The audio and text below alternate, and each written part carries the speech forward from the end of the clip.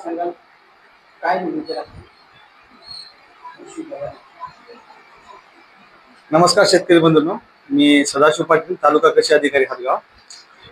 यावर्षी एल निनोच्या प्रभावामुळं पाऊसमान जे आहे थोडंसं आकडेवारी जर बघितली तर यावर्षी थोडंसं कमी पाऊसमान राहणार आहे.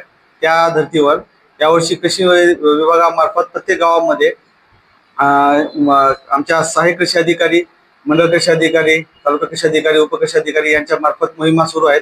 त्यामध्ये आमच्या मार्फत जे एल निनो संदर्भाचे संदेश आहेत त्यामध्ये प्रामुख्याने जे बीज लागवड करायची आहे, म्हणजे घरचं जे बियाणं वापरण्यास असो किंवा आपण विकत घेतलेलं असो, त्याची उगवण क्षमता तपासूनच बीज तपासणीसाठी त्याची प्रात्यक्षिक सुरू आहेत.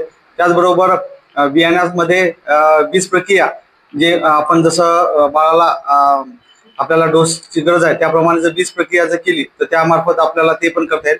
सगळ्यात महत्त्वाचं म्हणजे आपल्याला यावर्षी पेरणीसाठी मोठ्या प्रमाणामध्ये BPF किंवा टोकन यंत्र किंवा बेडवर याची लागवड करायची आहे, म्हणजे जे एल निनोचा जे प्रभाव आहे त्याचा आपल्याला प्रभाव कमी करता येईल.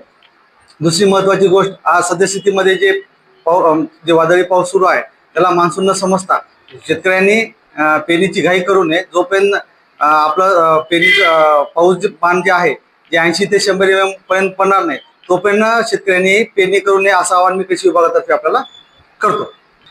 शेतकऱ्यांना एक असं आव्हान राहील, यावर्षी थोडासा पाऊसमान कमी असल्यामुळं जे खास करून आपल्याकडं सोयाबीन हे पीक आहे तर त्याच्यासाठी जे कमी कालावधीचे जे पीक आहे व्हरायटी आहेत त्याचा वापर करावा. खास करून जे फुले संगम किंवा इतर जे जास्त कालावधीचे पीक आहे म्हणजे व्हरायटी आहे ते व्हरायटी घेऊन ये. बाकीचे जे आपले 9305 असू द्या, 725 असू द्या किंवा इतर जे कमी कालावधीचे आहेत ते वाण घ्यायला काही हरकत नाही. आणि शेतकऱ्यांनी दुकानामध्ये खरेदी करताना पक्की पावती घेऊन त्याप्रमाणेच खरेदी करावी.